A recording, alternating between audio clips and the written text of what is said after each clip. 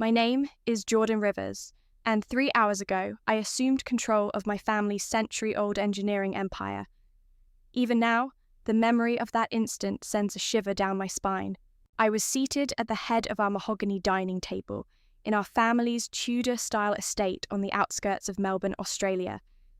An estate that sprawled across 5 acres of meticulously manicured lawns and gravel paths. My father, Marcus Rivers, wore his usual tailored charcoal suit and a smug expression.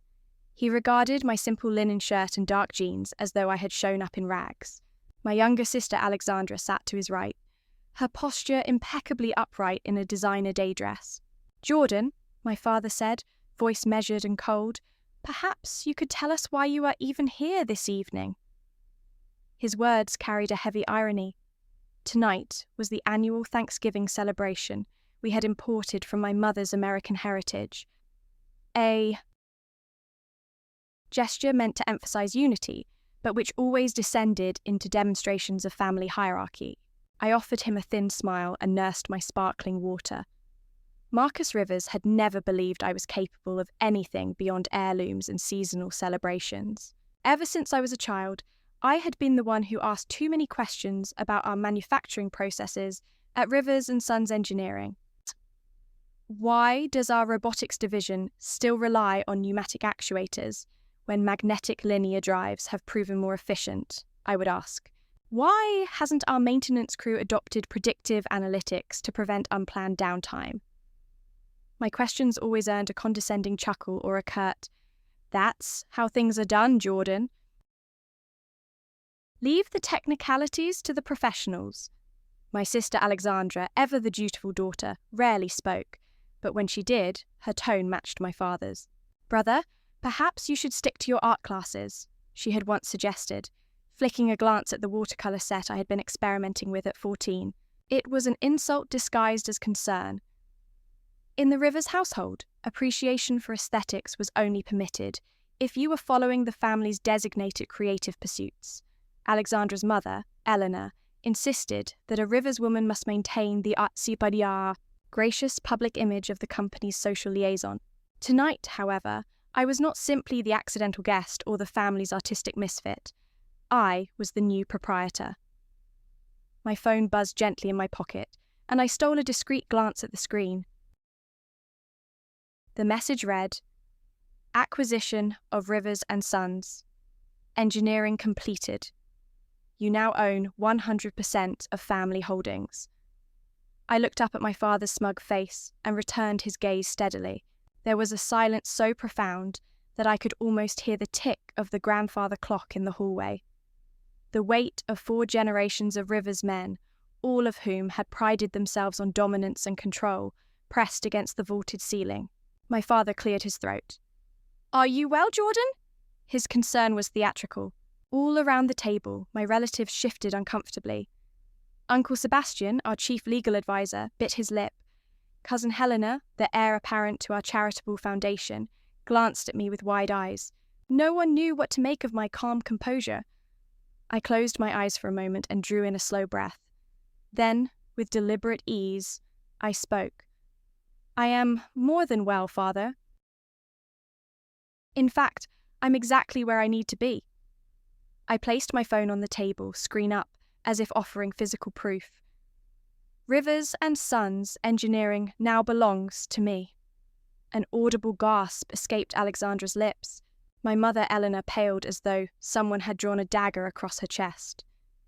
My father's face froze, a mask of silent fury.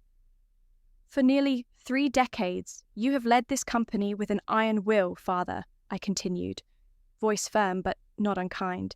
"You have expanded our operations across the Asia-Pacific region, acquired 3 major competitors, and built this business into a multi-billion-dollar enterprise. But you never welcomed my ideas, never valued my perspective.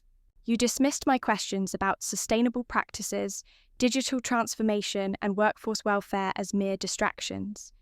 He opened his mouth, then closed it again without a word. The waiter approached, carrying platters of roast turkey, glazed carrots, and sweet potato mash. The aroma filled the room, comforting, almost ironic in the face of the upheaval. I stood slowly, signalling that I intended to make a toast. Glasses were poured, crystal flutes of champagne from our own vineyard in the Yarra Valley, another river's legacy. I raised my glass. To Rivers and Sons Engineering. May it finally embrace the future, guided by fresh vision and unafraid of change. I paused, scanning the faces around me. Some were filled with shock, others with resentment, but beneath those emotions, I detected something I had never seen before, a glimmer of respect. Happy Thanksgiving, I concluded. Now, let us eat, and let us talk about where we go from here. As our forks touched the plates, I felt a curious lightness, as though the century-old weight of family expectations had lifted. Tonight marked the beginning of a new chapter, one not defined by birthright or tradition, but by innovation, courage, and the willingness to prove one's worth on one's own terms. My earliest memories of the Rivers family estate are framed by the soaring Tudor eaves, the manicured rose gardens, and the ever-present hum of machinery from the adjacent fabrication wing.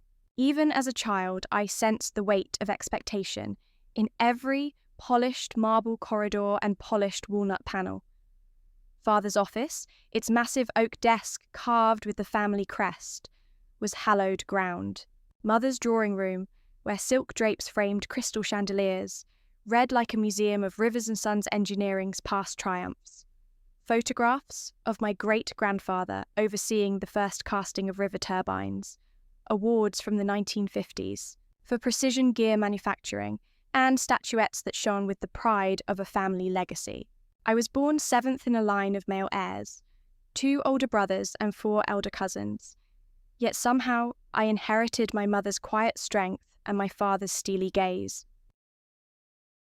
While my brothers excelled at model building kits and factory floor tours, I gravitated toward the blueprint table in the corner of the drawing room, fascinated by the elegant arcs and coloured pencil notes that detailed complex hydraulics. At 6, I would sneak sketches of alternative valve designs into Father's briefcase, only to have them returned a few days later, with annotations in his precise hand. Interesting, but impractical. Thanksgiving dinners were less about gratitude and more about hierarchy. The table's mahogany surface stretched 30 feet, allowing room for the 60 or so extended relatives and board members who gathered each year. As the children were dismissed to the playroom, Father would make his toast to Rivers and Sons Engineers of all generations, praising my eldest brother Tristan for negotiating the new Korean supplier contract, and my cousin Ethan for securing latest government defence bid. My own accomplishments, my pilot's licence at 16 or the first place award I won at the statewide robotics fair, went unmentioned, as though they belonged to an alternate universe. I sat at the end of the table, silently nibbling on cranberry relish and barely tasting the roast pheasant. My mother, Eleanor, was a consummate hostess. She wore her role like a perfectly tailored sheath dress. While Father drilled the gentlemen in strategic acquisitions, Eleanor circulated among the ladies, overseeing the china pattern and floral arrangements, discreetly patting my hand when I dropped my napkin. She never contradicted my father in public, yet I knew she admired the spark in my eyes, the way I questioned why we continued pouring waste oil into the harbour rather than investing in closed-loop filtration. School holidays offered brief reprieves. During summer breaks, I worked alongside my maternal aunt, Seraphine Davenport, at her small design studio across town. There, I learned to appreciate form as well as function, how a well-balanced chassis could reduce friction losses, or how an ergonomic grip on a hand tool protected workers' hands over long shifts. Aunt Seraphine's belief in my creativity became a rare source of affirmation. "Jordan," she said one July afternoon, tracing my pencil sketch of a novel pump housing, "you're thinking like an inventor, not just an heir. Don't let that spark go out." By the age of 16, I had built and programmed a rudimentary automated scheduling system for the maintenance crews at our northern facility. It cut downtime by 1/4 and saved the company thousands in overtime costs. I spent weeks compiling a formal report, line charts in cobalt blue, projected savings in forest green, eager to present it at the next board meeting. Father nodded politely over a single slide, then quietly shelved my proposal. "We'll consider hiring external consultants for that," he said, as though my youthful work did not qualify. Later, I discovered that Tristan had delivered essentially the same system 2 years later, with none of my data, and earned commendation from the CEO for forward-thinking leadership. That was the moment I realized that, in the Rivers family, merit was not measured by results but by adherence to unspoken traditions. Success, as defined by my father, required wearing the right ties, reciting the company motto, engineering tomorrow today, and never, ever upstaging the male lineage. Any deviation from that script was met with polite dismissal. School became my refuge. At West Shore Technical High School, my programming teacher, Mr. Patel, encouraged my ambition. "You have the mind of a strategist," he told me, adjusting his spectacles. "Don't let outdated expectations limit you."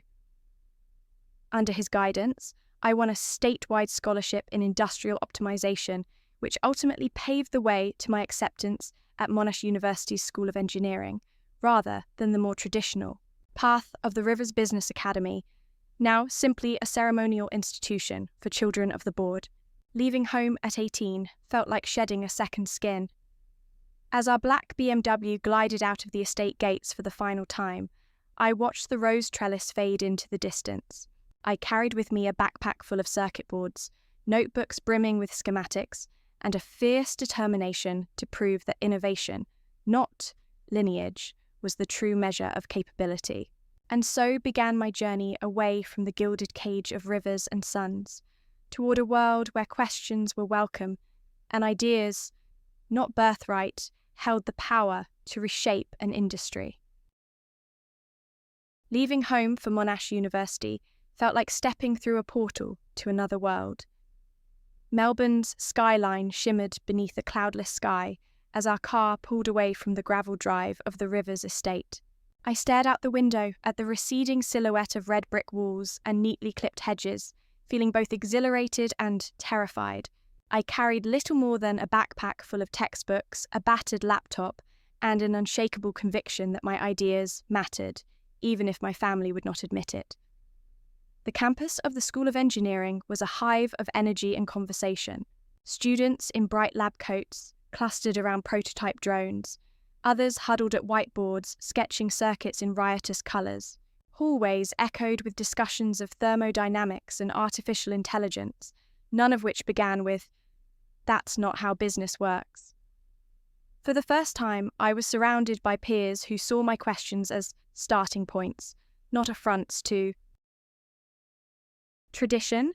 My first assignment was deceptively simple: design an energy-efficient heating module for a legacy industrial furnace. Whereas my Rivers upbringing had taught me to respect existing designs without question, my professors encouraged me to challenge the status quo. Dr. Ingrid Zhao, my lecturer in sustainable systems, took my initial sketch, a lightweight composite wrap infused with phase change materials, and held it up to the projector. "This has serious potential," she said, her eyes shining. "Don't be afraid to refine it." Her approval felt like a benediction. Outside the classroom, I formed a study group with 3 classmates. Marco, a mechanical genius from Italy, Priya, a software savant from Mumbai, and Liam, an Australian whose family owned a small foundry in Geelong. We spent long evenings in the lab, arguing over tolerances and trade-offs, scrawling formulas on glass walls, and brewing instant coffee by the litre. Our collaboration became the engine of my growth. Marco taught me to think in 3-dimensional kinetics. Priya introduced me to Python scripts that automated my draft calculations. Liam connected me with local factory managers eager for fresh ideas. By the end of my first semester, our team won the Faculty Innovation Award for a modular sensor network that monitored vibration and heat in real time, an early foray into predictive maintenance.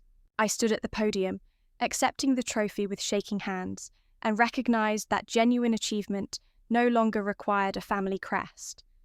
It required creativity, rigor, and a willingness to fail fast and learn faster. During the summer break following my second year, I secured an internship at Brightwave Technologies, a Melbourne startup specializing in clean energy retrofits for heavy industry clients. On my first day, I walked into a converted warehouse buzzing with colorful cables, humming inverters and discarded prototypes. My mentor, Lucas Nguyen, was a former Boeing engineer who had turned to entrepreneurship to make a tangible environmental impact. He handed me a coffee and said, "Show me what you can break, and then fix."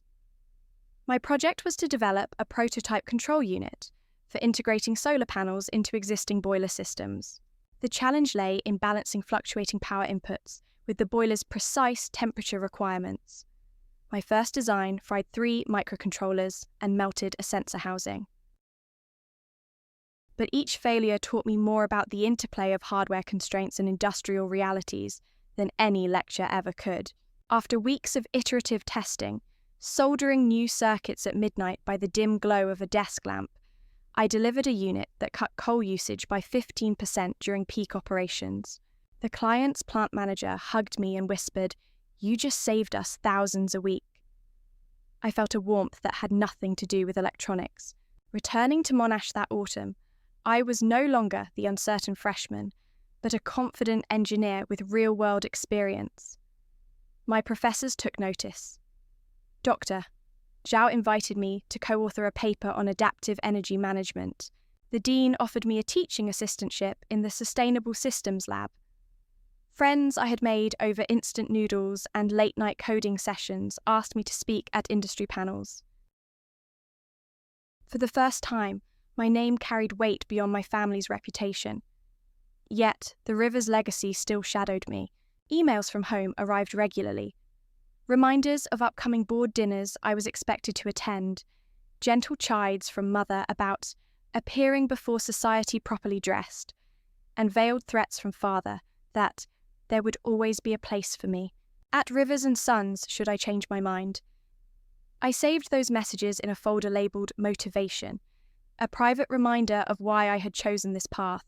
By the conclusion of my third year, I had completed my honours thesis on closed-loop thermal management, published in a respected journal, and landed a full-time offer from Brightwave in their R&D department. Standing at the crossroads, I faced a decision: return to the family firm with my credentials polished, or strike out on my own and build a business that embodied everything Rivers and Sons never could. Innovation unbound by tradition, sustainability measured in both profit and planet, and a workplace culture that valued curiosity above conformity. I chose the latter. With a small grant from Monash's Entrepreneurship Fund, I founded Embertech Innovations in my tiny apartment downtown. At 21, I was the least experienced CEO in Melbourne, but also the most determined. The journey ahead would test every skill I had honed, from sketching pump housing diagrams to negotiating supply contracts. Yet, in my heart, I knew that the biggest lesson of my Monash years would guide me. True leadership emerges when you dare to ask why, and then act to make things better. Founding Embertech Innovations felt like stepping from a lifeboat onto uncharted waters. I signed the incorporation papers with trembling fingers at a small co-working space in Melbourne's Docklands precinct. The room smelled of brewing coffee and fresh paint, and the walls were plastered with motivational posters, some cliched, some oddly inspiring. My startup bank account held just enough funding from the Monash Entrepreneurship Grant and a small loan backed by my savings. I had a name, Embertech Innovations, and a vision: to deliver modular, sustainable energy solutions for mid-sized manufacturers who lacked the capital for full-scale retrofits. My first hire was Max Lin, a recent Monash graduate who excelled at writing microcontroller firmware. He arrived on my third day, dressed in a hoodie and carrying a beat-up backpack full of Raspberry Pis. "Let's light some fires," he declared with a grin that mirrored my own excitement. Over the next week, we scavenged surplus parts from an electronics recycler, set up our bench with soldering irons and oscilloscopes, and sketched our flagship product. A plug-and-play energy management node that could monitor voltage, current, and temperature, then optimize machinery schedules in real time. Meanwhile, I reached out to my contacts from Brightwave Technologies. My mentor, Lucas Nguyen, introduced me to Philippe Dubois, operations manager at Golden Grain Milling, a family-owned grain processor outside Bendigo. Philippe was intrigued by the idea of reducing his facility's energy bill and carbon footprint without shutting down for months. We arranged a pilot project, retrofit 2 of Golden Grain's older dryers with Embertech nodes over a single weekend. The first installation was chaotic. Wires tangled, sensors misread, and the local electrician frowned at our minimalist schematics. I held my breath as we powered up the system, afraid we'd blown a fuse or tripped the breaker. Instead, the dryer motor hummed steadily, and the node's LED indicators blinked green. Real-time graphs on our laptop showed energy consumption dropping steadily as the node adjusted cycle timing and fan speeds. When the weekend ended, Golden Grain reported a 12% reduction in electricity use. Good, but below our target. Undeterred, Max and I tweaked the control algorithms and added a small predictive model that accounted for ambient humidity. 2 weeks later, consumption fell by 18%. Philippe sent us an ecstatic email praising our game-changing solution. Buoyed by that success, I attended local manufacturing networking events, clutching business cards and trying not to appear desperate. At one such gathering in Geelong, I met Fiona Garcia, head of operations at Oceanic Components, a precision parts manufacturer with state contracts. She asked me to present Embertech's value proposition to her board. I designed a polished slide deck in my apartment, rehearsed my pitch in the mirror, and prayed I wouldn't trip over my words. Standing before Oceanic's directors, I barely recognized myself. Clear voice, confident posture, data-driven recommendations. By the end, the board approved a pilot on 15 high-power CNC machines. That engagement was transformative. Over 3 months, Embertech's nodes reduced Oceanic's peak demand charges by 25%, freeing up capital for maintenance and tooling upgrades. Word spread quickly. A small, scrappy startup was outperforming multinational energy auditors. Our email inquiries tripled. We hired 2 more engineers, Sasha from Ukraine, a digital signal processing expert, and Caleb, an electrician turned automation specialist. We crowded into a slightly larger office in the CBD, traded surplus parts for bulk sensor orders, and implemented customer relationship software to manage our growing pipeline. Still, challenges loomed. Cash flow was tight, invoice delays threatened payroll, and an unexpected component shortage forced us to rewrite firmware on the fly. My evenings blurred into early mornings as I balanced code reviews, sales calls, and investor follow-ups. I refused to ask my family for help, partly out of pride and partly because I wanted to prove I could succeed alone. Yet each setback steeled my resolve rather than breaking it. My Monash professor's mantra echoed in my mind. Fail fast, iterate faster. By the time Embertech celebrated its first anniversary, we had 10 pilot clients and a small seed stage investment of $2 million Australian dollars. Our valuation rose from the initial $500,000 to nearly $3 million. I stood before our team, now 6 people strong, in a cramped conference room and realized we had built something real, something born of curiosity, grit, and the refusal to accept how things are done.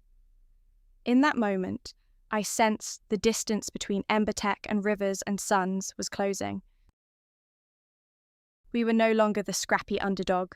We were a credible contender in the sustainable manufacturing landscape.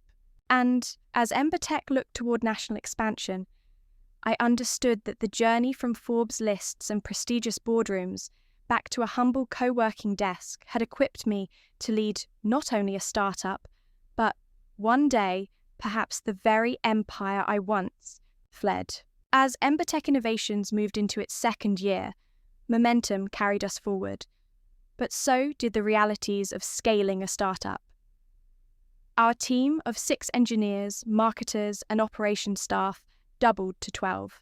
We traded the cramped, co-working desk for a modest office in South Bank, with room for whiteboards and a small lab bench. I still slept in my apartment, but my dreams now teemed with strategic roadmaps, instead of debugging firmware. Our client roster expanded to include Everbrook Textiles, a sprawling 90-year-old weaving mill outside Ballarat. Their CEO, Deirdre Mackenzie, a steely woman in her late 50s, had initially dismissed Embertech as a novelty. Yet when she learned that our nodes could slash her factory's peak hour tariffs by more than 20%, she agreed to a trial on 20 automated looms. The project's success was undeniable. Energy savings cascaded into reinvestments in looms and staff bonuses, and Deirdre personally introduced me at the Premier's Manufacturing Awards, praising Embertech as the little engine that could. Meanwhile, Rivers & Sons Engineering faced its own storms.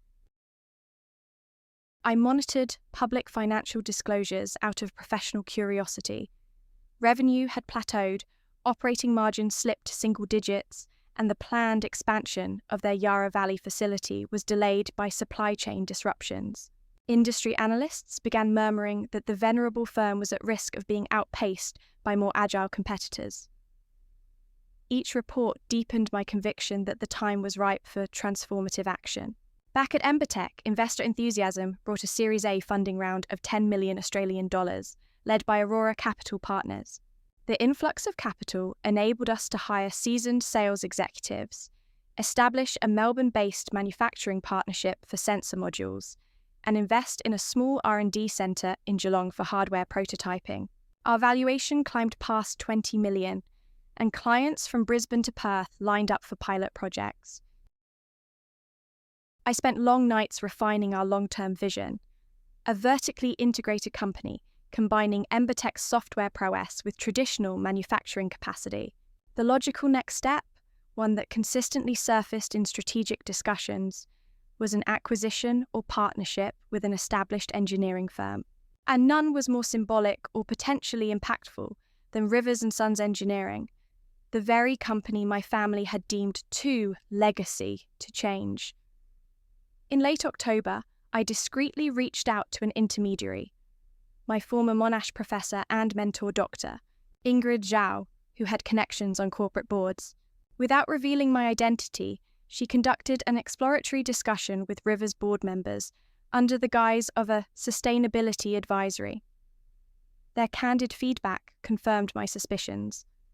The board recognized the need for digital integration and cost reduction, but remained unwilling to champion the initiative. Pride and tradition had become the company's greatest obstacles. Armed with this intelligence and backed by Aurora's commitment, I convened an Embertech leadership retreat at Mornington Peninsula. Around a conference table overlooking the bay, Max Lin, Sasha Petrova, Caleb Jones, and I crafted the blueprint for a bold acquisition bid. We would form a holding entity, Horizon Engineering Holdings, to propose a full purchase of Rivers & Sons. The vehicle would obscure Embertech's direct involvement until the deal's conclusion, thus preventing premature rejection by tradition-bound directors. Our financial model projected that by integrating Embertech's predictive maintenance platform and closed-loop energy modules with Rivers' manufacturing footprint, we could boost overall profitability by at least 30% within 2 years.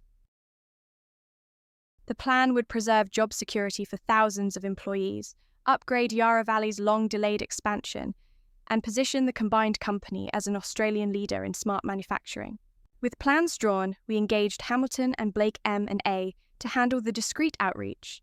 Simultaneously, I maintained appearances, attending industry panels, presenting Embertech at the National Manufacturing Expo, and hosting quarterly board meetings. convincing key stakeholders of Embertech's credibility and capacity for growth. Throughout November, I juggled Embertech's scaling demands, overseeing the Geelong R&D rollout, negotiating distribution agreements in New Zealand, and finalising our Series B term sheet with Aurora, while coordinating with Hamilton and Blake to keep our intentions confidential. The irony was delicious. My family still viewed me as still that startup kid who tinkers with sensors, unaware that I was orchestrating the largest strategic move in Rivers & Sons history. By mid-December, Horizon's initial non-binding offer was on the table. It valued Rivers & Sons at 120 million Australian dollars, far above the market's current valuation of 85 million, and included commitments to retain existing management under new performance-linked roles. The board's appetite for a substantial cash premium and a clear modernisation roadmap made them receptive, as long as the buyer remained anonymous. The pieces were in motion. Embertech's next chapter was no longer confined to software modules or pilot programs. It was poised to embrace the very core of my family's legacy, transforming it from a static monument into a dynamic force prepared for the 21st century. All that remained was to see the board's formal acceptance, sign the final papers, and prepare for the moment of revelation that would upend every long-held assumption at the Rivers dinner table. The day the board of Rivers & Sons Engineering formally accepted Horizon Engineering Holdings' offer, I was standing on the mezzanine of our South Bank office, staring out at the Yarra Rivers swell beneath the city lights. My phone buzzed with messages from Hamilton and Blake. Deal approved, awaiting signatures. In that moment, Embertech's journey, sparked in a cramped co-working desk, was poised to merge with my family's proud legacy. The excitement coursed through me, but so did a strange stillness, as though I were on the brink of stepping off a precipice. Over the next 48 hours, Max, Sasha, Caleb and I worked in shifts to prepare our combined integration plan. We refined organisational charts, aligned our R&D roadmaps, and drafted communications to reassure Rivers employees that their jobs and their heritage would be protected. And we arranged for legal counsel to oversee the transfer of shares, ensuring every I was dotted. When the final document landed in my inbox, the subject line read, "Signatories required for Rivers & Sons acquisition." My heart hammering, I appended my e-signature at precisely 11 minutes past 8 on a crisp Thursday morning. Simultaneously, a nearly identical package arrived for the Rivers board members, unaware that the mysterious Horizon was none other than Embertech. By noon, all signatures were obtained. The shares would transfer at 5 p.m, just hours before our annual Rivers family luncheon on the peninsula. As I sat back, the weight of what I had orchestrated settled in. I had taken control of the very empire that once dismissed my ideas as naive, and I had done so on my own terms. That afternoon, I stepped into my modest South Bank office, its walls now adorned with awards from both Embertech and the glowing letters from Golden Grain and Oceanic Components. I composed a brief email to the Embertech team. Colleagues, today we become stewards of Rivers & Sons Engineering. This is the culmination of years of relentless innovation and unwavering belief. Tomorrow, we begin the work of honouring this legacy and inventing its future. Thank you for your dedication. Jordan. I hesitated before hitting send. This message would reshape their perception of our mission, no longer just a nimble startup, but the architect of a century-old institution's rebirth. My next stop was a quick change of attire, away with the hoodie and pressed chinos, in with a navy sheath dress and low heels. I needed to look the part of a Rivers family member once more, if only for one dinner. As I climbed into my car and navigated the winding roads to Mornington Peninsula, I rehearsed the opening words, how to announce that Horizon's anonymous buyer was, in fact, Embertech, and that Rivers & Sons would become a subsidiary of my own company. Arriving at the family luncheon venue, a weathered manor overlooking the bay, I found the dining room abuzz with greetings. Marcus Rivers, looking uncharacteristically relaxed in a deep blue blazer, clasped my hand as I entered. "Jordan, so glad you could join us," he said, offering a polite smile. Alexandra lingered in the corner, her sharp gaze curious. Uncle Sebastian whispered, "We've received some interesting news today, haven't we?" As the luncheon progressed through courses of smoked salmon, wild mushroom risotto, and seared lamb loin, the conversation skimmed over pleasantries. Estate. Renovations, local charity drives, and Tristan's latest overseas acquisition. My phone lay face down on the polished table beside my charger. Each vibrate could be a final sign-off alert or a last-minute hiccup. I focused on steadying my breathing. Finally, Father raised his glass of summer white. To family, tradition, and another successful year for Rivers and Sons Engineering. The table mirrored his toast. I rang my fork against the rim of my glass to capture everyone's attention. The clink echoed louder than expected. "Thank you, Father," I began. "I have a toast of my own." Pausing, I let their eyes shift to me. I tapped my wine glass again. 3 days ago, Embertech Innovations secured majority ownership of Rivers and Sons Engineering through Horizon Engineering Holdings. As of 5 p.m. today, this acquisition is complete. Horizon is a subsidiary of Embertech, making me the principal owner of our family legacy. A gust of stunned silence swept the table. Mother's hand trembled on her napkin. Tristan choked on his risotto. Alexandra's lips parted in shock. My father's face paled to a near Prussian blue. "Jordan," he hissed under his breath, "how could you?" I pressed on, voice calm but firm. This wasn't an act of vengeance. It was a necessary step to secure our future. Embertech's predictive platforms and closed-loop energy systems will reduce operating costs by over 30%. Our R&D centre in Geelong will modernise our oldest facilities. This family business will thrive once it embraces innovation. Tremors of disbelief rippled through the room. Some faces contorted in anger, others in reluctant admiration. I concluded, "I offer you partnership, not displacement. Your expertise in manufacturing, your relationships with long-standing clients, these are invaluable. Together, we will build Rivers and Sons into the most advanced smart manufacturing firm in Australia." Father slammed his fist on the table, making silverware jump. "I will not be lectured by my daughter." Uncle Sebastian stood. "Gentlemen, perhaps this is the only viable path forward." His intervention shifted the tension. Tristan scowled but did not rise.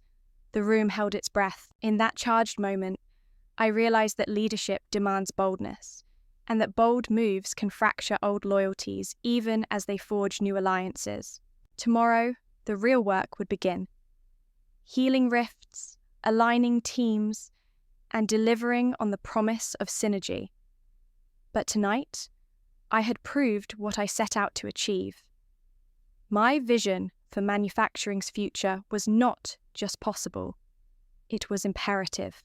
And as my family confronted the reality of Embertech's stewardship, I finally felt the liberation that comes from transforming doubt into opportunity and tradition into progress.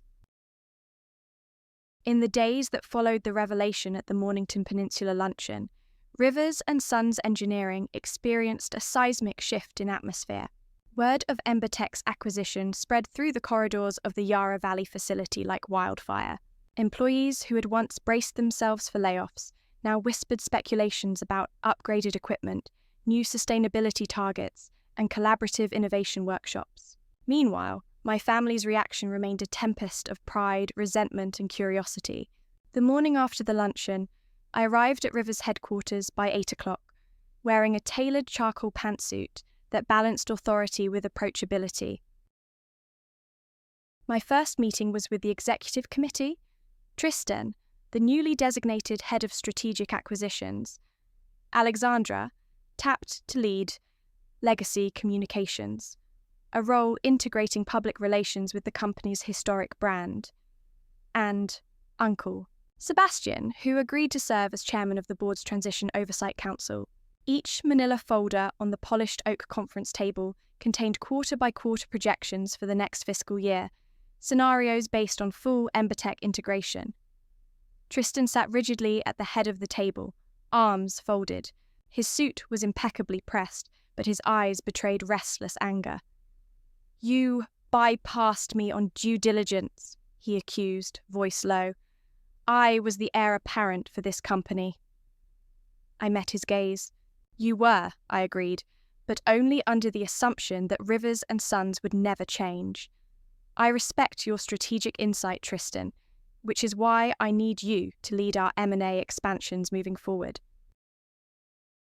We cannot allow legacy thinking to override new opportunities."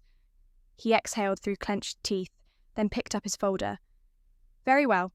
Let's discuss potential targets in Southeast Asia." Next, I addressed Alexandra. Her cheeks were still flushed from the luncheon. Legacy communications would be critical in aligning our century-old brand with a forward-looking mission. She inhaled sharply, then nodded. "I've drafted 3 branding campaigns," she said, sliding glossy mock-ups across the table. "One emphasizes our history, one highlights technological breakthroughs, and one blends both." I examined them, impressed by her professionalism. "We'll run a pilot of the blended campaign at next month's industry conference in Sydney," I decided. Her eyes lit up, and for the first time since I could remember, I sensed genuine pride. Uncle Sebastian, ever the pragmatic advisor, cleared his throat. "Our top priority should be financial stability during integration. We need to reassure creditors and major clients that this transition will strengthen our balance sheet rather than disrupt it." I agreed. "Daniel Hayes from Embertech's finance team will provide weekly reports directly to the board. I'll personally host client briefings to outline our roadmap and answer questions." With executive roles clarified, I turned to the assembled team.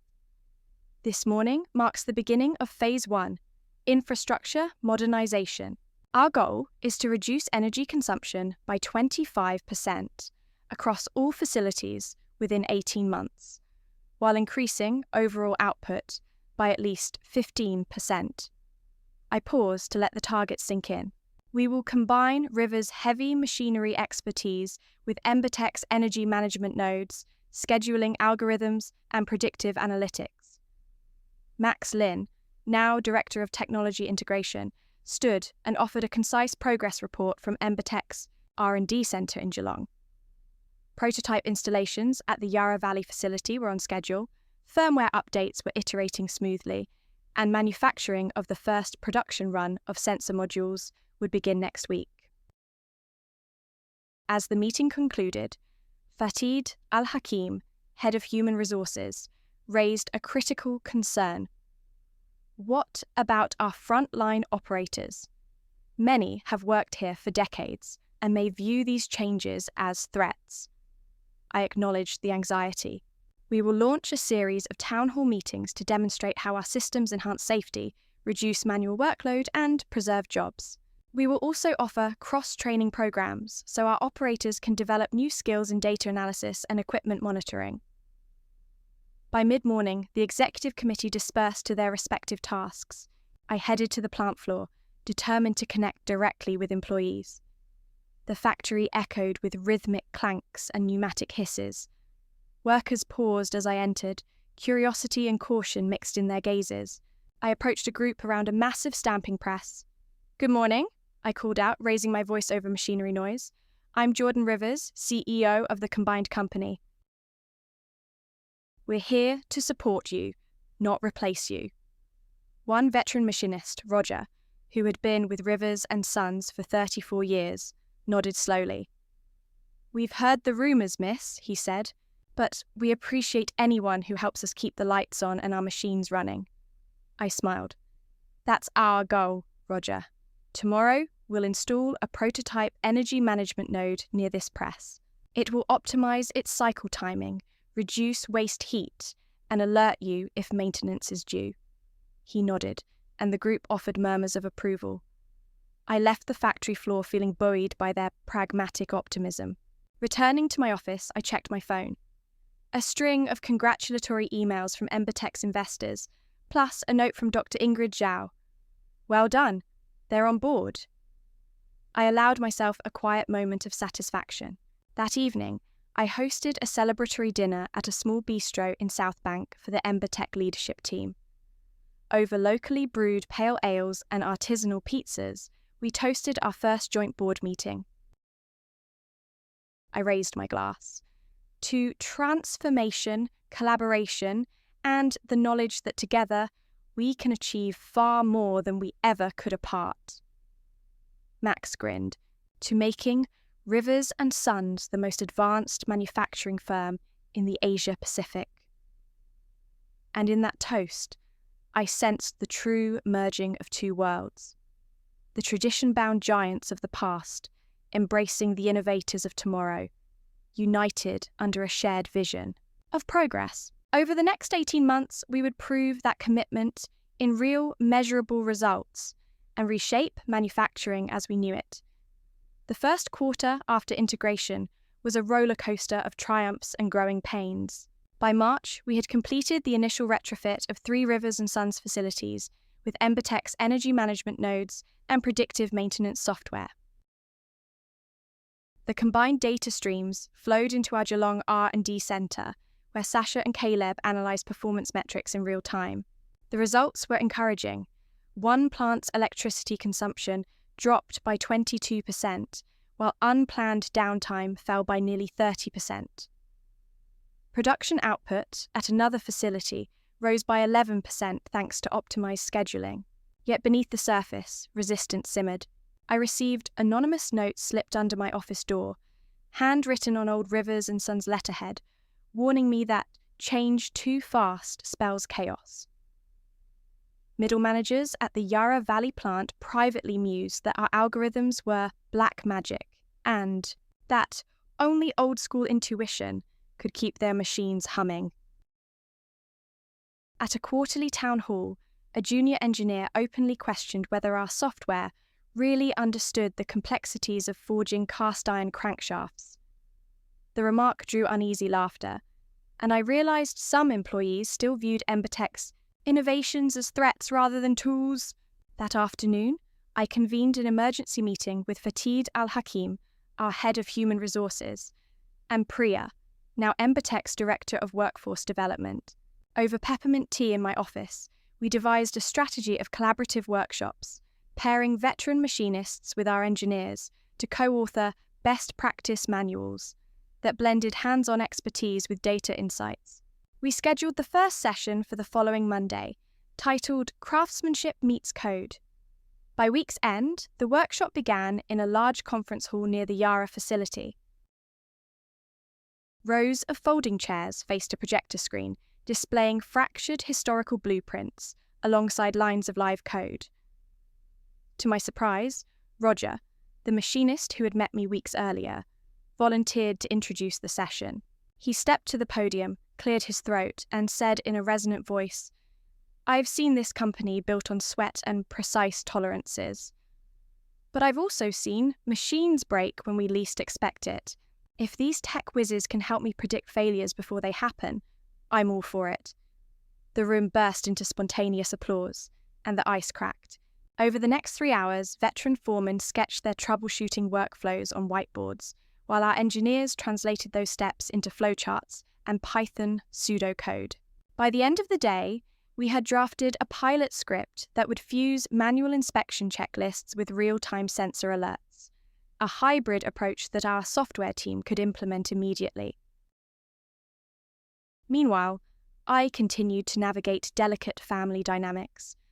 My father, Marcus, appeared at my office unannounced one afternoon, his tie loosened and his expression uncharacteristically unguarded. He sat in my guest chair and said quietly, "Jordan, I've watched today's workshop from the control room. It was enlightening." He paused, folding his hands. "I admit, I feared you were bulldozing our heritage, but I saw skilled men and women engage with your team. They respected you." His words felt like a bridge extending across the chasm between our worldviews. I smiled. Thank you, Father. My only goal is to preserve rivers and suns, and to evolve it for the decades ahead. He nodded, then rose and placed a hand on my shoulder. Keep me involved. I want to learn.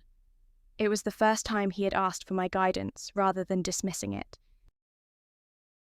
Encouraged by that personal breakthrough, I accelerated plans to launch Pilot Phase 2, integrating Embertech's automated analytics into River's supply chain management.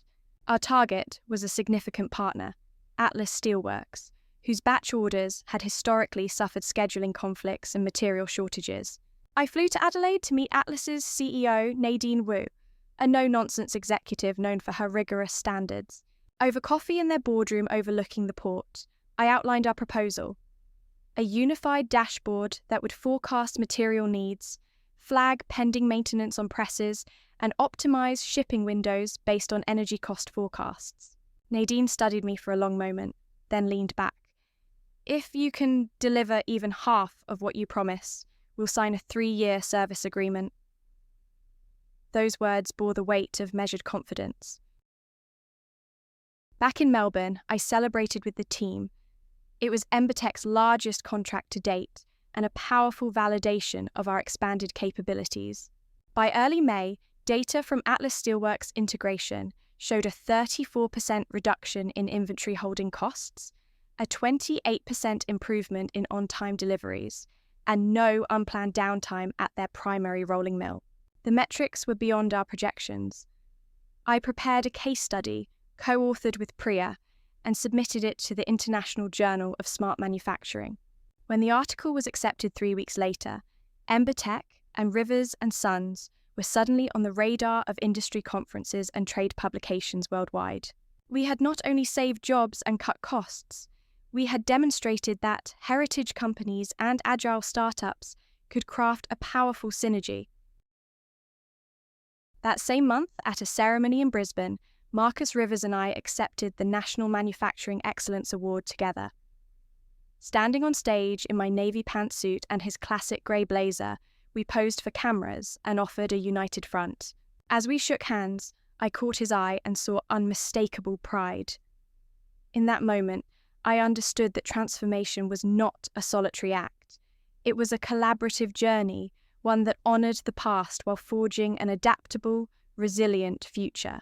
This was the true legacy of Rivers and Sons, the courage to evolve without losing sight of who we were. By the time winter's chill began to settle over Melbourne, Embertech and Rivers and Sons had grown from tentative partners into a cohesive, performance-driven organisation. Our collective headcount surpassed 400 employees across 3 continents, and our combined monthly revenues eclipsed what Embertech alone had achieved in its entire second year. Yet with growth came new complexities, coordinating cross-facility priorities, balancing short-term profitability against long-term R&D investments, and maintaining our unified culture despite divided locations. One critical challenge emerged in late July, when sudden policy changes by the federal energy regulator mandated a 30% reduction in peak demand quotas for heavy industry users. This regulation threatened several of our largest Rivers clients, whose legacy equipment already stretched the previous limits. Failure to comply would incur steep penalties and could drive clients to competitors who offered turnkey solutions. Recognizing the urgency, I convened a war room meeting at our Collins Street headquarters. The space buzzed with whiteboards covered in flowcharts, sticky notes marking key action items, and real-time dashboards projected on a large screen.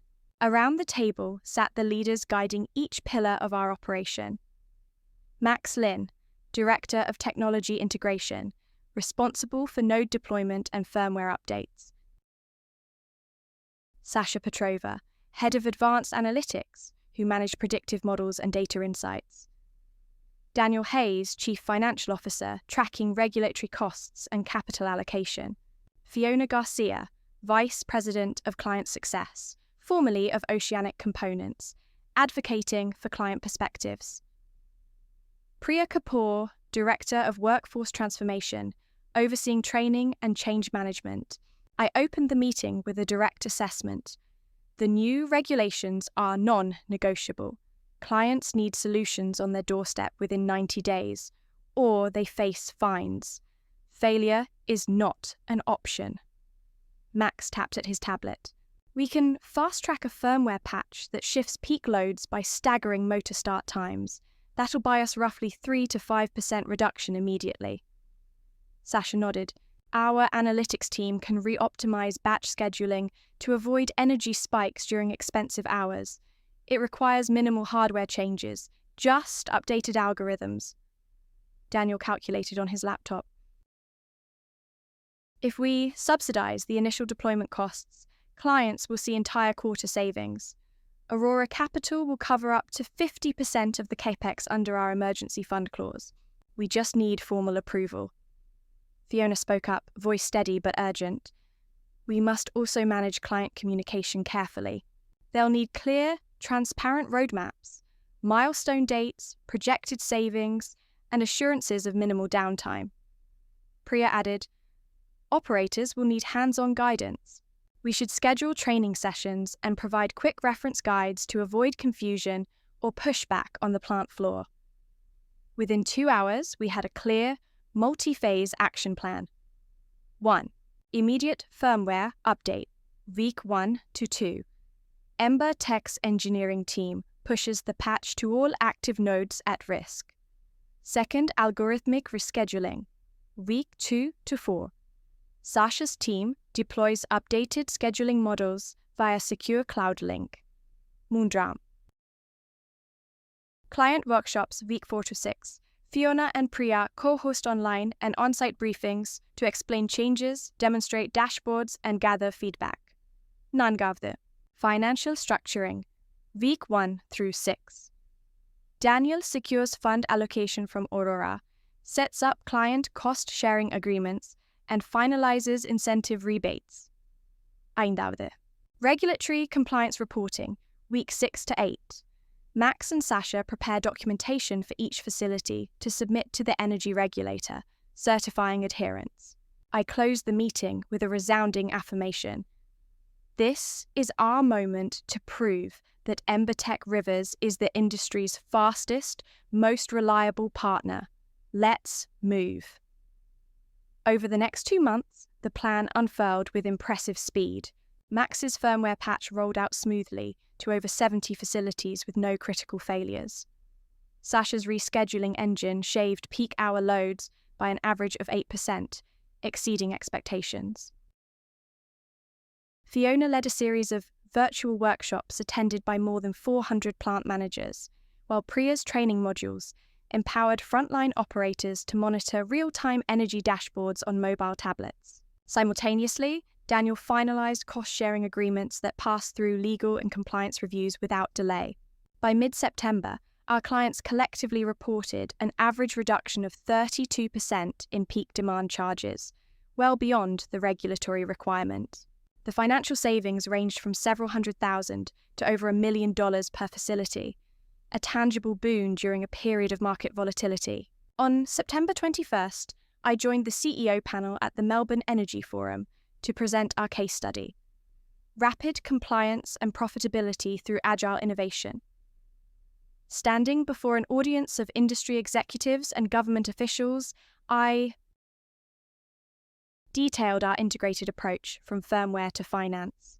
The keynote sparked animated discussion and multiple invitations for follow-up pilots, proof that our solution was both visionary and pragmatic. Returning home that evening, I reflected on how far we'd come. From the first EmberTech prototype in a co-working space to this regulatory triumph, the journey had demanded resilience, cross-disciplinary collaboration, and unwavering belief in our core values. Yet, I knew our work was not done. As the forum attendees dispersed with new leads and regulatory clout, I glanced at my phone. A message from my father, simply reading, "Proud of you." Beneath that small note lay the greatest affirmation. That transformation, when executed with integrity and expertise, can bridge the divide between legacy and innovation. and inspire even the most traditional minds to embrace the future. As October deepened, Embertech Rivers prepared to enter uncharted territory, international expansion into Southeast Asia. Our Geelong R&D Centre had proven the viability of merging software with legacy manufacturing, and our Brisbane office had established regional support. Now we needed to demonstrate that the combined company could deliver consistent results across borders and cultures. My first step was a business trip to Singapore. Accompanied by Max Lin, now Senior Vice President of Global Technology, and Fiona Garcia, I boarded the midnight flight from Melbourne, reviewing briefing folders on the plane. Our target partner was Meridian Precision Engineering, a family-owned operation in Johor that supplied aerospace components to major airlines. Meridian's CEO, Arjun Malik, had been skeptical of Embertech's distant origins, but impressed by our case studies in Australia. He agreed to a pilot project on critical milling machines at his facility, with a clause for regional rollout if we met performance guarantees. Arriving at Changi Airport before dawn, I felt the familiar mixture of anticipation and pressure. After a restful night at the hotel, we proceeded to Meridian's plant the next morning. The sprawling complex hummed with activity, robotic arms polishing turbine blades, machinists navigating narrow catwalks above high-precision mills. Arjun greeted us in his office, adorned with framed photographs of his father, shaking hands with airline executives in 1993. He offered a polite smile. "We're eager to see what Embertech can do," he said, "but our tolerances are unforgiving. Errors in the parts can cost lives." His tone was courteous, but firm. Max stepped forward. "Our predictive maintenance module will monitor spindle vibration and temperature fluctuations in real time. We'll send alerts to your control center when parameters approach critical thresholds." He tapped his tablet to display a live data feed from a test machine in Geelong. Arjun watched the graphs scroll. "If this works as advertised, we'll implement it across all 15 mills." He extended his hand.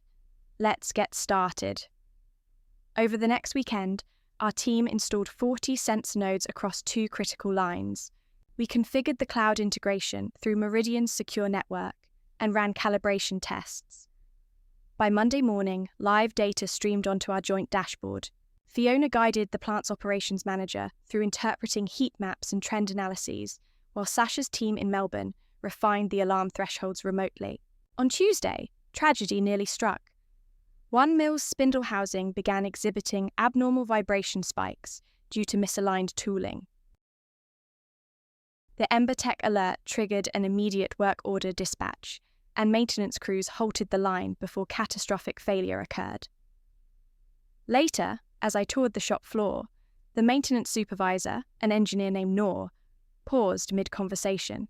"If you hadn't warned us, that spindle would have shredded itself," she said quietly. "You've just saved us over 200,000 Singapore dollars in replacement costs and downtime." Arjun later confirmed our success at a dinner by the marina. "Embertech Rivers has shown me that heritage and high-tech can coexist," he said, raising his glass of Singapore Sling. "Let us discuss a full rollout." Returning to Melbourne, I briefed the executive committee on Meridian's pilot. A 35% reduction in unplanned stoppages and a 14% increase in parts uptime. Daniel Hayes projected that Southeast Asia could add 500 new nodes within the next fiscal year, generating a $20 million revenue boost. Meanwhile, back in Australia, my father, Marcus Rivers, invited me for an evening walk along the Yarra River near our South Bank office. We spoke of Meridian's success and the importance of global diversification. He admitted, "I underestimated the value of your software expertise on an international scale." I smiled, appreciating his candor. Together, we're no longer just a national leader. We're a global challenger. That same week, Embertech's board approved my proposal to open a small technical centre in Kuala Lumpur, staffed by local engineers and supported by remote analytics from Geelong.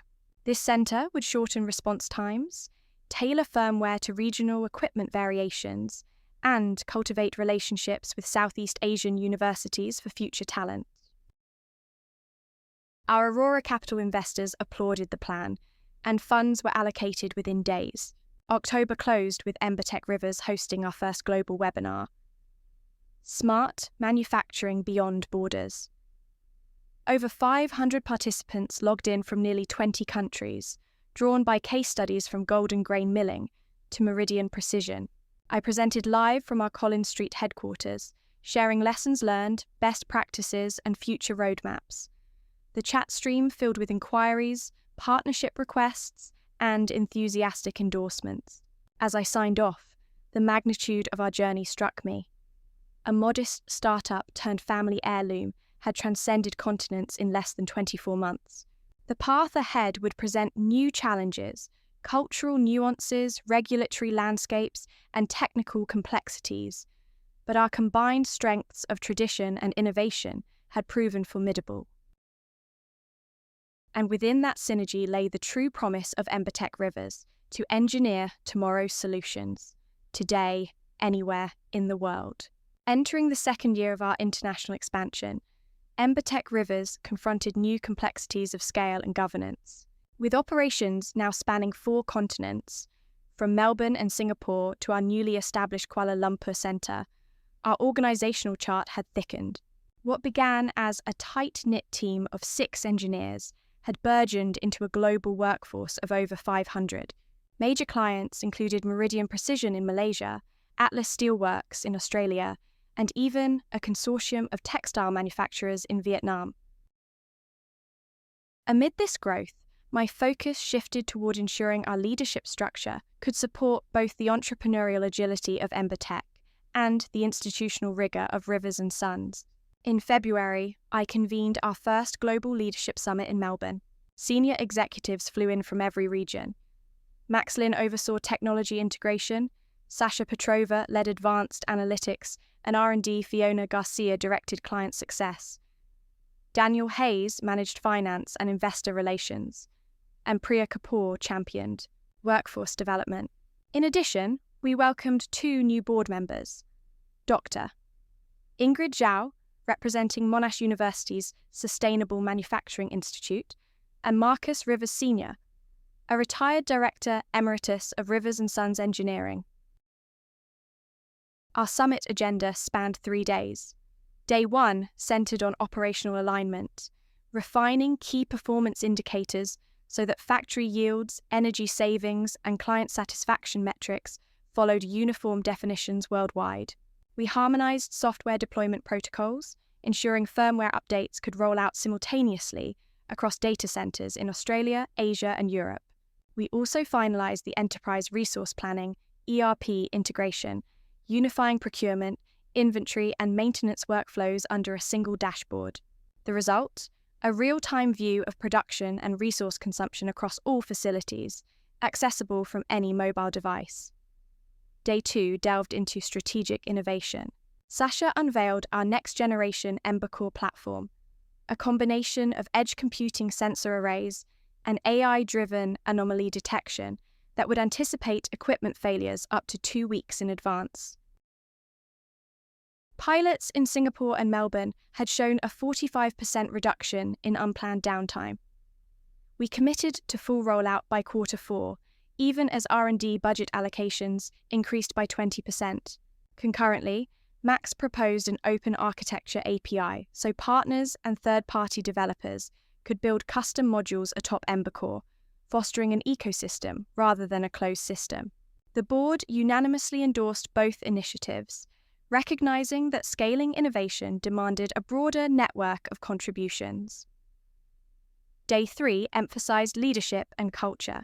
I led a session on values and vision, reminding attendees that our strength lay in the interplay of Rivers & Sons manufacturing heritage and Embertech's startup ethos. We introduced our new Bridge Builders program, matching experienced plant managers with junior data scientists for 6-month rotations, encouraging cross-disciplinary mentorship. Priya rolled out a global training portal with micro-learning modules in 4 languages covering everything from software troubleshooting to change management best practices. We closed with an open forum town hall where employees voiced questions and suggestions, fostering transparency and reinforcing that every role, from janitorial staff to C-suite, could shape our collective future. Amid the summit's successes, one persistent challenge surfaced: ensuring governance kept pace with growth. To that end, Marcus Rivers Sr. proposed a formal advisory council comprising external experts in finance, sustainability, and technology. He suggested quarterly sessions to stress test strategic plans, mitigate risk, and uphold corporate ethics, particularly around data privacy and environmental compliance. Recognizing the wisdom in his council, I asked him to chair the council, with Dr. Zhao and Daniel as co-chairs. Their oversight would supplement our operational board meetings, adding an extra layer of seasoned perspective. That evening, during a lakeside dinner at Albert Park, I reflected on the path that had brought me here. Just 3 years earlier, Embertech had been little more than a bold idea, sketched on a rented co-working desk. Now, through strategic acquisitions and transformative partnerships, our combined enterprise stood at the forefront of a global industrial revolution. As I raised a glass of Yarra Valley Pinot Noir with the summit attendees, I felt both pride and humility. Pride in what we had built, humility knowing that sustaining innovation required constant learning and adaptation. Returning to my office the next morning, I drafted an internal memo outlining the summit's key decisions: Embercore rollout timelines, Bridge Builders launch dates, advisory council charter, and the final KPI dashboards. I emailed it to the leadership group, adding a personal note. Our summit has set a clear course for Embertech Rivers. Let's remember that every breakthrough begins with a question: what if? And is realized by a team united in purpose. Thank you for your steadfast dedication and bold creativity. As the memo circulated, I sensed a renewed energy across our global operations. Teams were already discussing next steps for the API launch. HR was organising the first Bridge Builders matches, and Marcus Rivers Sr. had convened the inaugural Advisory Council meeting for early March. In the weeks to come, our challenge would be to translate summit resolutions into tangible results, and to continue forging alliances between tradition and innovation, heritage and progress, past and future. For in business, as in life, growth is not an endpoint, but an ongoing journey of curiosity, collaboration, and courageous leadership. As autumn settled over Melbourne, the integration of Embertech and Rivers & Sons entered its most critical phase yet, scaling Embercore's edge computing modules from pilot installations to full deployment across all 120 manufacturing lines worldwide. With regulatory pressures, client expectations, and investor scrutiny mounting, our ability to execute flawlessly would determine whether the combined company could sustain its rapid growth or buckle under complexity. I began October by convening a global deployment task force. The team included Max Lin, Senior Vice President of Global Technology, leading hardware logistics and field installation; Sasha Petrova, Chief AI Officer, overseeing model customization and remote analytics; Daniel Hayes, CFO, managing capital expenditures and cost tracking; Fiona Garcia, Senior Vice President of Client Success, coordinating on-site support and feedback; Priya Kapoor, Chief People Officer, directing training and change management. Over video link, we reviewed the Embercore rollout schedule. 1. Phase 1, weeks 1 to 4. Upgrade firmware and deploy edge nodes at all Australian facilities. Dusra. Phase 2, weeks 5 to 8. Expand to Southeast Asian sites, prioritizing Meridian Precision and Atlas Steelworks. Third Phase 3, weeks 9 to 12. Install in European partner plants, led by our pilot client in Germany, Helix Automotive Components. Nangavde.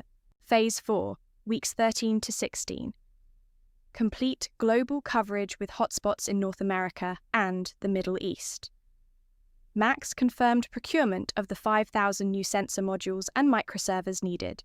Sasha's team had finalized localized AI models to account for machinery variations in each region. Daniel secured an additional $15 million line of credit for capital outlays, with terms negotiated to minimize interest costs. Fiona and her regional directors had scheduled over 200 on-site visits for installation and operator training. Priya had created multilingual e-learning modules, with progress tracked through our learning management system. To manage risk, we established daily pulse checks, short stand-up meetings at 4 overlapping time zones to surface issues early.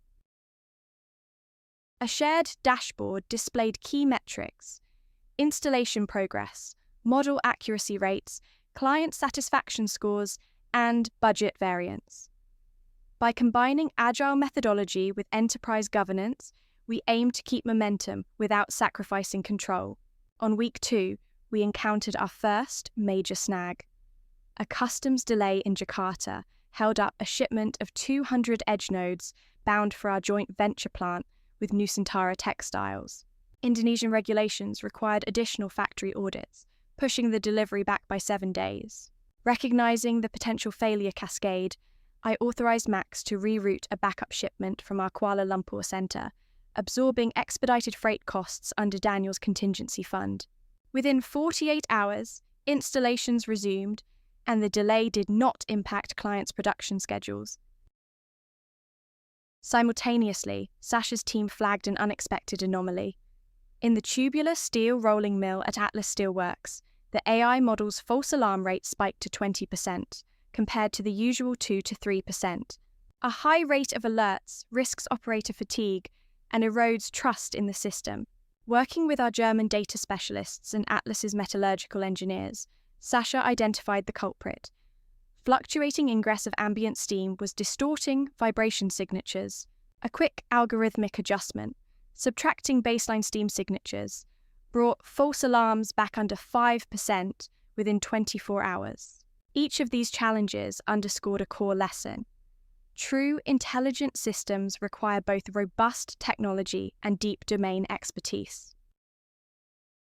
Our success depended on cross-functional teams collaborating to interpret data in context, rather than imposing one-size-fits-all models. By mid-November, installations in Australia and Southeast Asia were 95% complete, with clients reporting a 15 to 20% drop in energy consumption and a 20% reduction in unplanned downtime. European rollouts had begun smoothly, and our Helix automotive pilot in Stuttgart achieved a 30% boost in throughput within the first week. Encouraged by results, I approved an accelerated timeline for North American partners, kicking off with a major automotive supplier in Detroit. Throughout this period, I maintained direct communication with our largest clients' CEOs. Personal check-in calls, progress dashboards, and quarterly business reviews ensured transparency and built trust. In one call, the CFO of Meridian Precision said, "Jordan, your team's responsiveness and attention to detail have turned Embecor into an indispensable part of our operations." Comments like that reinforce the importance of aligning technical excellence with client service. Internally, I hosted coffee with the CEO sessions, informal video chats open to any employee, from data scientists to factory mechanics.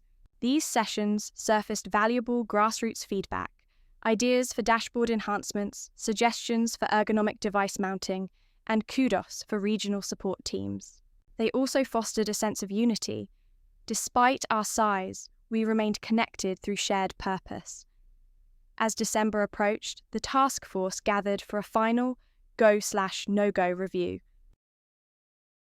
With over 90% of units deployed, average false alarm rates under 5%, and client satisfaction above 98%, the data spoke for itself. I declared, "We have achieved global coverage. Embecor is live on 6 continents, serving 200 major facilities. Our target return on investment will be realized by mid-next year."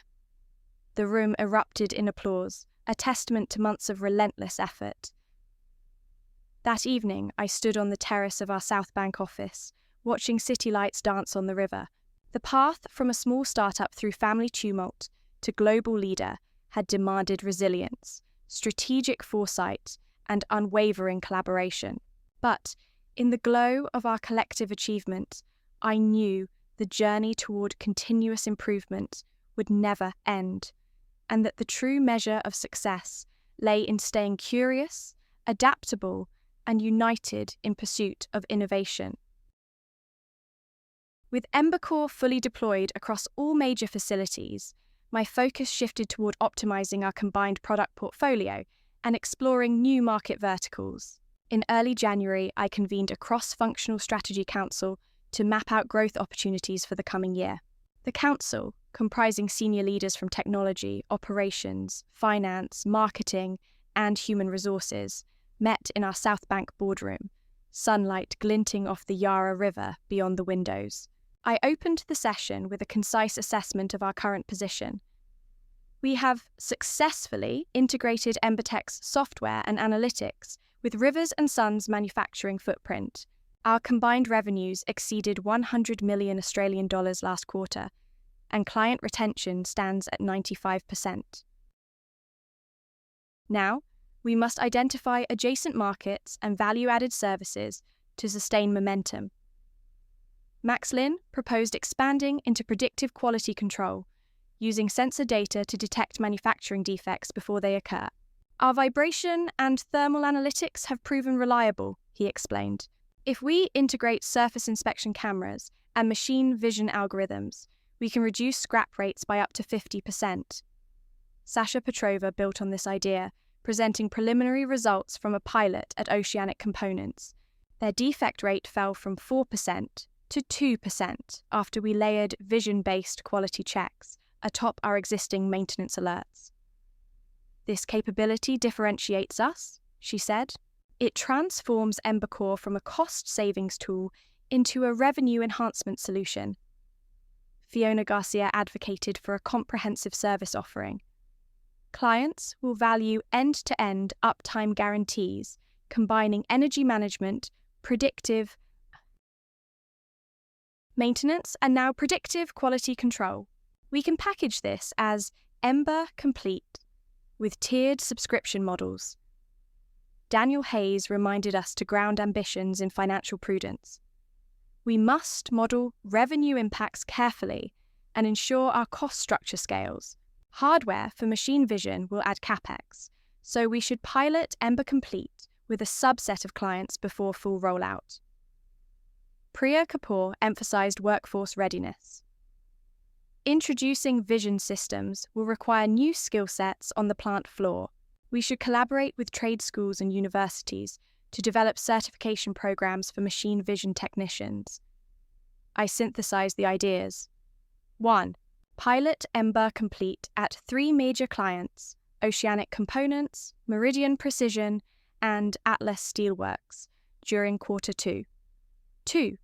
Partner with academic institutions in Melbourne, Stuttgart, and Kuala Lumpur to create certification curricula.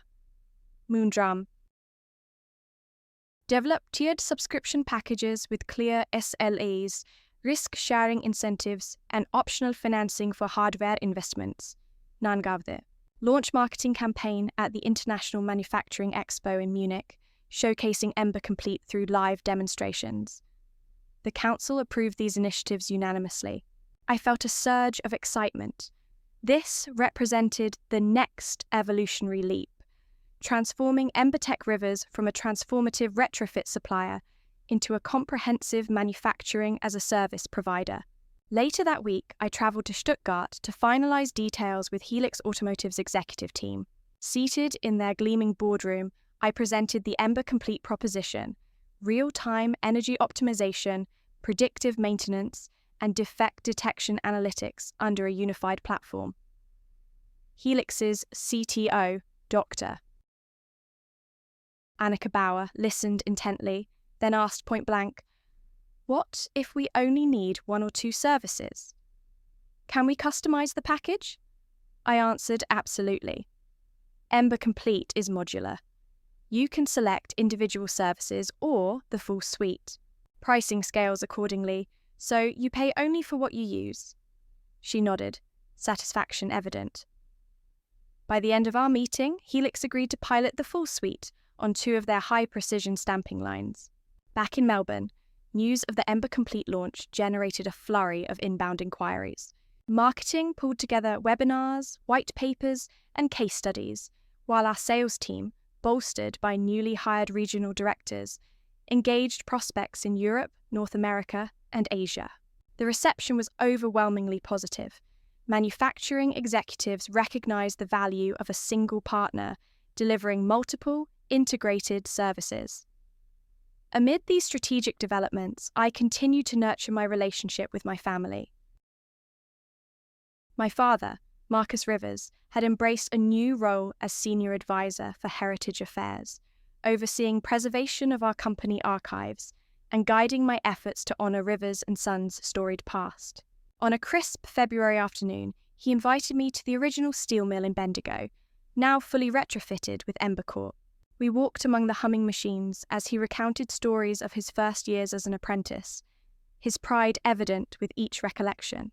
"I never thought I'd see this place run with digital controls," he admitted, resting a hand on a sensor-equipped conveyor. "But you've proven me wrong, in the best way possible." I smiled. "I couldn't have done it without your willingness to learn." He chuckled. "We're a team now, Jordan." That's what matters. As I looked up at the towering brick kilns, now glowing softly under the ambient light of our edge nodes, I felt a profound sense of fulfillment. The journey from family skepticism to genuine partnership had been arduous, but together we had forged an enterprise that honoured tradition while embracing innovation. With Ember Complete on the horizon and global expansion accelerating, the future beckoned with both challenge and promise. Yet, in that moment, at the heart of the Bendigo mill, I was reminded that transformation begins not with grand acquisitions or cutting-edge algorithms, but with people, trust, collaboration, and a shared belief that even the most enduring legacies can evolve for the better. As winter gave way to spring, Embertech Rivers entered a decisive chapter, preparing for a potential initial public offering, IPO, to secure capital for further global expansion. Though private equity and venture capital had fueled our growth to date, an IPO promised access to broader financial markets and a valuation that reflected our status as a global leader in smart manufacturing. Yet, a public listing also meant intensified scrutiny, rigorous compliance, and the need to tell a compelling story to investors, one that balanced our heritage with our innovation-driven trajectory. In March, I assembled our IPO steering committee in the South Bank boardroom.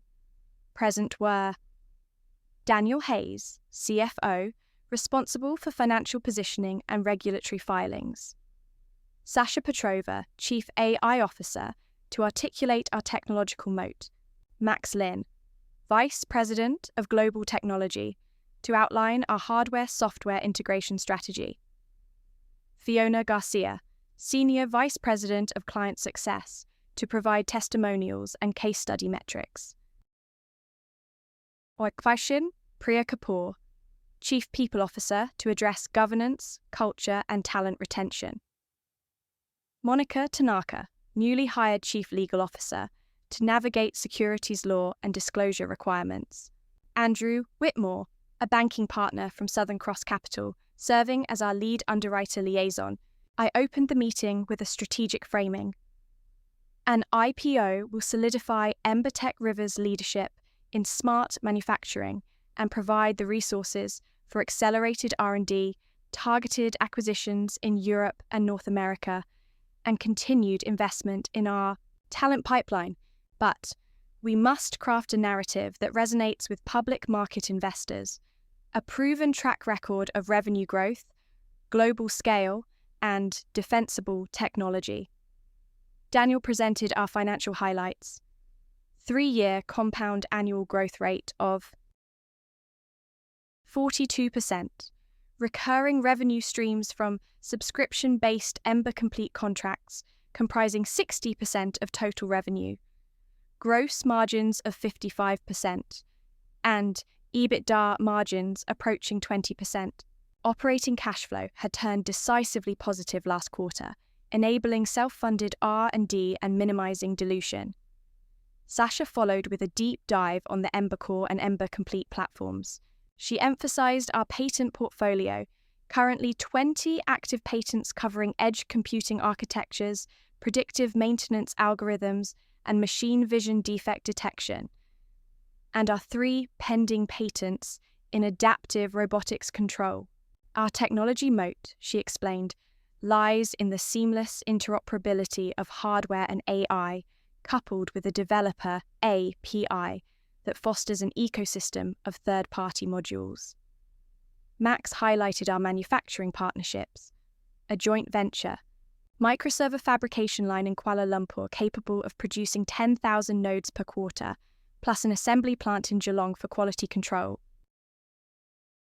He presented our upcoming rollout of Ember Edge Pro, a ruggedized version designed for extreme environments, mining operations in Western Australia, offshore fabrication yards in the Gulf of Mexico, and cold storage warehouses in Scandinavia.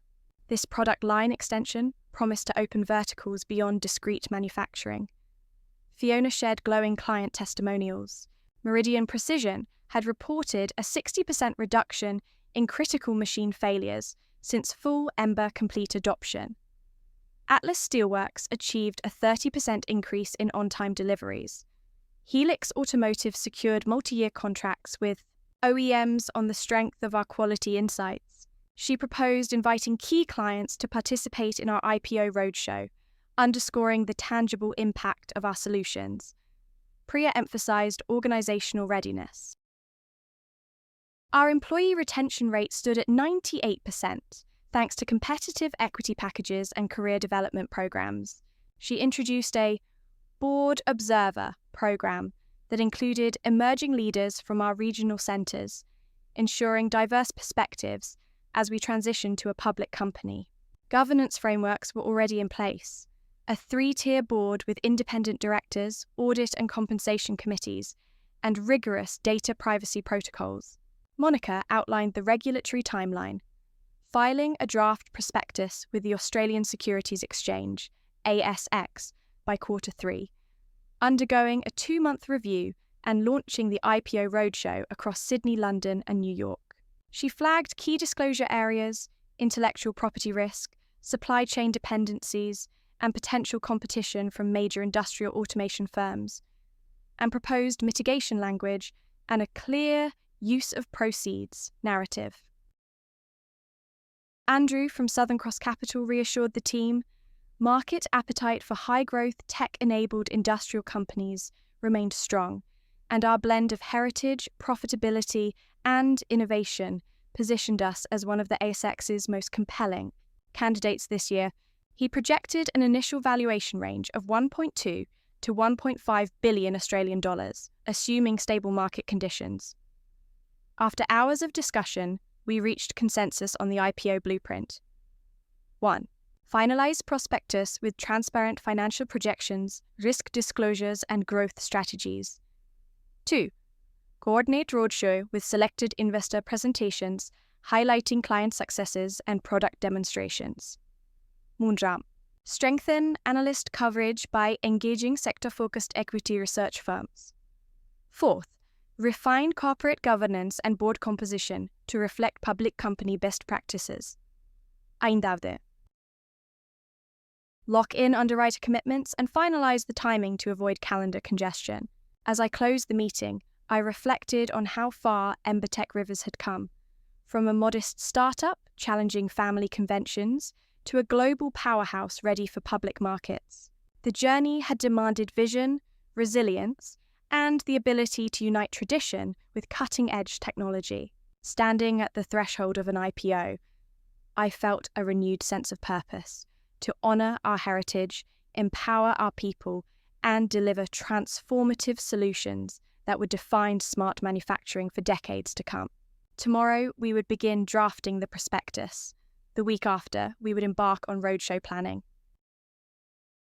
And by Q4, the Embertech River's name would shine on the ASX, signalling to the world that even century-old legacies can evolve and flourish when guided by innovation, integrity, and unwavering determination. By late November, Embertech Rivers had crossed the final hurdle. Our shares began trading on the Australian Securities Exchange under the ticker ETR.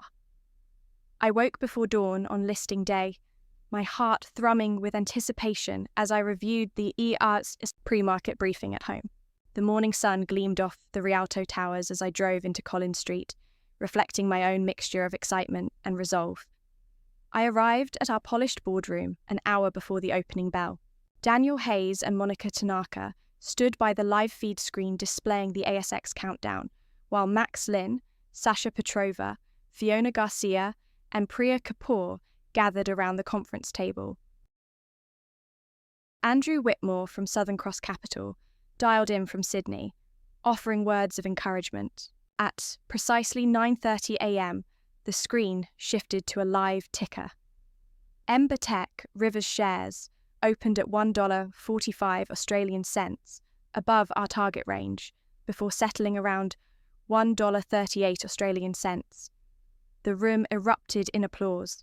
I stepped forward to ring our ceremonial listing bell, a polished steel emblem engraved with both company logos. As I struck it, the sound resonated like a declaration.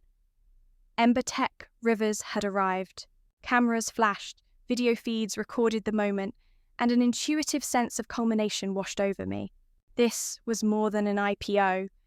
It was the culmination of a vision that began in a cramped Melbourne apartment and matured through perseverance, collaboration, and relentless innovation. That afternoon, I hosted a celebratory lunch at Candlewood Restaurant overlooking the Yarra. I sat between my father, Marcus Rivers, and our chairman of the Advisory Council, Marcus Rivers Sr. The two, who once viewed me as an interloper, now toasted my leadership with genuine pride. My sister, Alexandra, and my brother Tristan joined us, their earlier reservations replaced by warm congratulations. Alexandra raised her glass. To Jordan, who reimagined our legacy and led us into a new era. Tristan nodded, adding, "You've done what none of us dared. You bridged our past and future."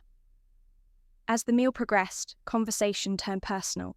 My father leaned in and said quietly, "Seeing Embertech Rivers valued by the market, not just cherished as a family heirloom, means more to me than I can express.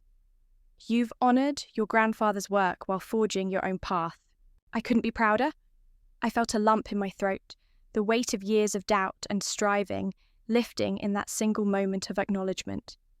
Returning to the office, I spent the late afternoon reviewing our use of proceeds roadmap one last time. Capital would flow into 3 key areas: doubling R&D funding for Ember Edge Pro, establishing 2 additional manufacturing centres in North America and Europe, and launching Ember Labs, a new internal incubator for cutting-edge AI-driven manufacturing solutions. Each initiative reflected our commitment to continuous innovation and global impact. In the evening, I invited the core leadership team to Embertech's roof terrace for a quiet reflection. The city lights shimmered below as I addressed them. This listing is both a milestone and a commencement. We've proven our model works: transformative technology, scalable operations, and a heritage ethos that grounds us. Yet the market demands more. We must continue to anticipate challenges, adapt to changing environments, and relentlessly pursue excellence. Thank you for your dedication, your creativity, and your willingness to question the status quo. Max raised his glass. To questions that spark solutions. Sasha chimed in, to algorithms that empower people. Fiona added, to partnerships that transcend boundaries. Each toast reinforced our shared values. As midnight approached, I slipped away for a solitary walk along the South Bank promenade. The reflections of city lights on the river mirrored the company's journey. Continuous waves of progress shaped by collaboration between tradition and technology. I paused at a quiet bench and allowed myself to recall the path I had travelled, from the daughter who questioned everything to the CEO who had unified two worlds. In the end, my greatest lesson was clear. Leadership is not about proving detractors wrong, but about building bridges between ideas and execution, heritage and innovation, doubt and conviction. Embertech Rivers would continue to evolve, faced with new challenges and opportunities. Yet with each step, I carried forward the belief that transformation rooted in respect for the past can chart a powerful course into the future. With that conviction warming me against the night air, I looked toward the city skyline and smiled, ready for whatever tomorrow might bring.